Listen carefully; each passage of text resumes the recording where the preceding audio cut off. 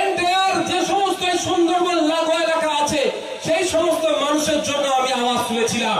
ভাঙড়ের মানুষের সাথে সাথে এই সুন্দরবন প্রত্যন্ত গ্রামের মানুষের জন্য আমি আওয়াজ তুলেছি।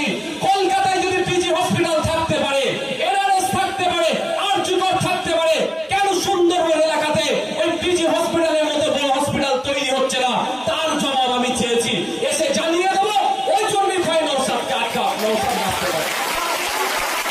আপনি তো আমাকে ভাই ভোট দেননি, আপনার আমি বিধায়ক নয়, কিন্তু আপনার জন্য বলেছি। বলুন, আপনার এখান থেকে ট্রিটমেন্ট নিতে গেলে কোথায় যেতে হয়? কলকাতায় যেতে হচ্ছে, না হলে প্রাইভেট হসপিটালে। তাই তো নাকি? ভুল বলছি নাকি ভাই? বললে বলবে।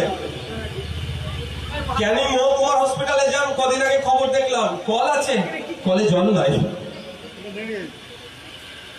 আমি আপনাদের জন্য আওয়াজ তুলেছি।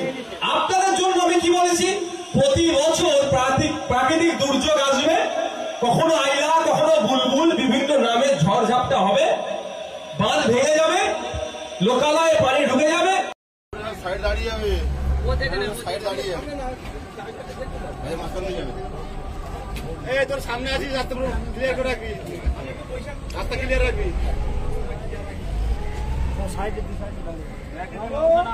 ভাই যাও